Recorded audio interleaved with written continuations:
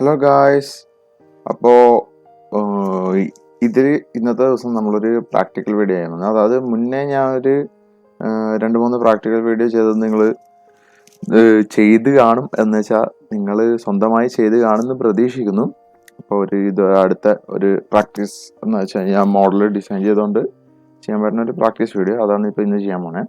അപ്പോൾ എന്താണ് ചെയ്യാൻ പോണേ എന്നുള്ളതിൻ്റെ ഫോട്ടോ ഞാൻ ഈ വീഡിയോൻ്റെ മുമ്പിൽ കൊടുത്തിട്ടുണ്ട്. നിങ്ങൾ ശ്രദ്ധിച്ചു കാണുമെന്ന് വിചാരിക്കുന്നു. അതായത് എന്താണ് നമ്മൾ ഇന്ന് ചെയ്യാൻ പോണേന്നുള്ളത്, ഡിസൈൻ ചെയ്യാൻ പോണേ.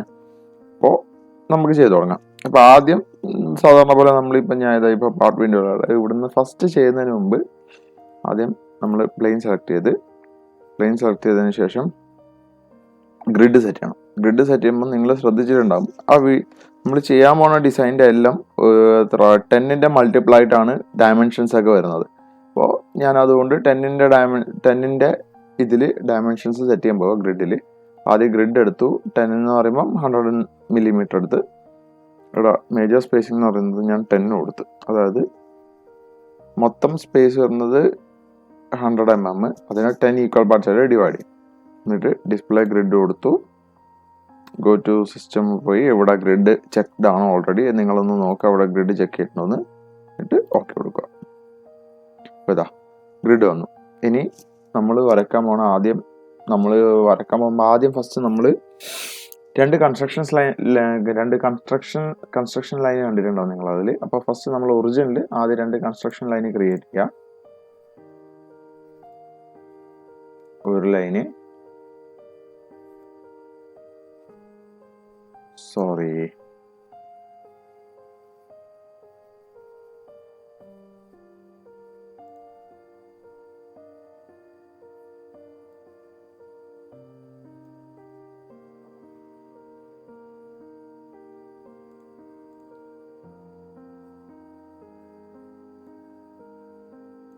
രണ്ടാമത്തെ ലൈന് 2 ലൈൻ ക്രിയേറ്റ് ചെയ്യും.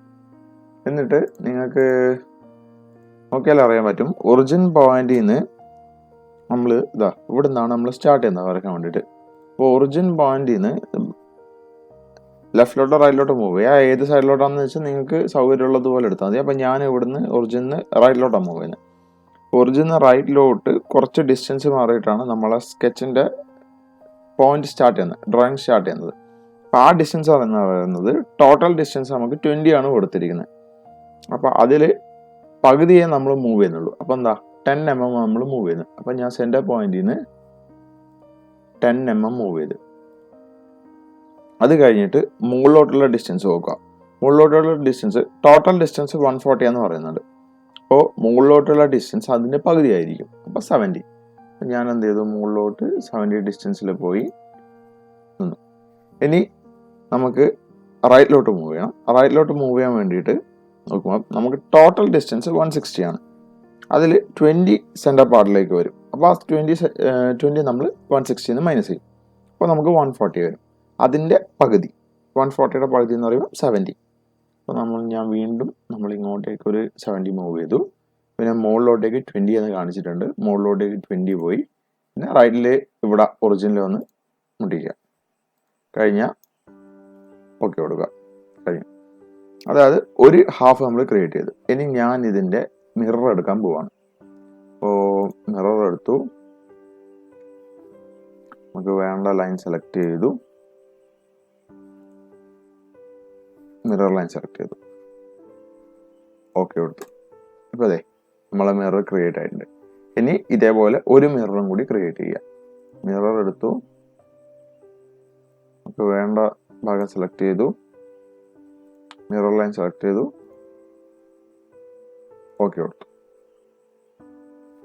ഇതാണ് നമുക്ക് ആവശ്യമായ റിക്വയർഡ് ആയ സ്കെച്ച്. ഞാനിതിൻ്റെ അനോട്ടേഷൻ ചെയ്യാവുന്ന, അതായത് 160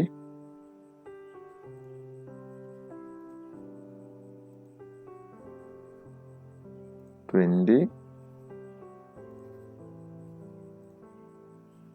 20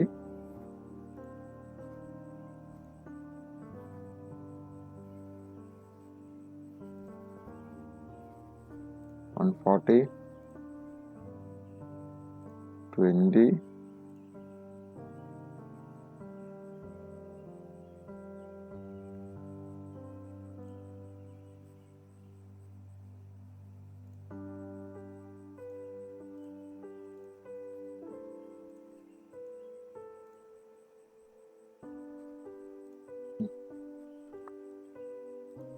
നിങ്ങൾക്ക് കാണാൻ പറ്റും. നമ്മൾ അനോട്ടേഷൻസും കാര്യങ്ങളൊക്കെ കറക്റ്റായിട്ട് ചെയ്തു. ഒരു കാര്യം സോറി ഞാൻ മറന്നുപോയി.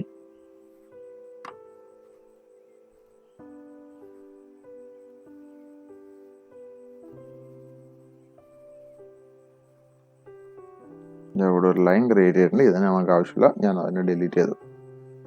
എക്സിറ്റ് ചെയ്തു. ഫീച്ചേഴ്സിൽ പോയി എക്സ്ട്രൂഡ് കൊടുത്തു. സെലക്ട് ചെയ്തു.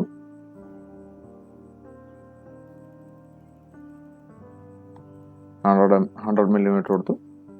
ഓക്കെ കൊടുത്തു. അപ്പോൾ ഗൈസ് എല്ലാവർക്കും ഈ വീഡിയോ ഇഷ്ടപ്പെട്ടെന്ന് വിചാരിക്കുന്നു. അപ്പോൾ എല്ലാവരും ഇത് ചെയ്ത് നോക്കുക. പ്രാക്ടീസ് ചെയ്യൽ മാത്രമാണ് ആകെ ഈ ഫീൽഡിൽ നമുക്ക് എക്സ്പേർട്ട് ആകാനുള്ള വഴി. കാരണം നമ്മൾ പഠിച്ചു, ഇല്ലെങ്കിൽ നമ്മൾക്ക് കുറച്ച് കാര്യങ്ങൾ നമ്മളിപ്പം ഓൺലൈനായി നോക്കി പഠിച്ചു എന്ന് വെച്ചിട്ട് അത് എന്താ പറയുക, നമുക്ക് ഫുൾ ടൈം എപ്പോഴും ഓർമ്മയൊന്നും ഉണ്ടാവില്ല. അപ്പോൾ ഈ സാധനം നമ്മൾ ഈ സോഫ്റ്റ്വെയർ ആയിട്ട് ടച്ച് ചെയ്ത് വെക്കുക എന്ന് പറയുന്നത് ഇതല്ല, എല്ലാ സോഫ്റ്റ്വെയർസായിട്ടും നമ്മൾ പഠിച്ച സാധനം വീണ്ടും വീണ്ടും ചെയ്തു നോക്കുന്നുള്ളതാണ്. അപ്പോൾ എല്ലാവരും എന്താ ചെയ്യുക, ഇതുപോലത്തെ കുറച്ച് എക്സാമ്പിൾസും കാര്യങ്ങളൊക്കെ എടുത്തിട്ട് ചെയ്ത് നോക്കുക. വേറെ എക്സാമ്പിൾസ് വേറെ യൂട്യൂബ് ചാനലിൽ കാണും നിങ്ങൾ. അപ്പോൾ അതിൻ്റെ അകത്തുനിന്ന് ഓരോന്ന് എടുത്തിട്ട് നിങ്ങൾ ചെയ്ത് പഠിക്കുക. അങ്ങനെ കൂടുതൽ പ്രാക്ടീസ് ചെയ്താൽ മാത്രമേ നമുക്ക് കൂടുതൽ നന്നായിട്ട് ഓരോ മോഡൽസ് ഉണ്ടാക്കാൻ പറ്റും. അപ്പോൾ എല്ലാവർക്കും ഈ വീഡിയോ ഇഷ്ടപ്പെട്ടെന്ന് വിചാരിക്കുന്നു.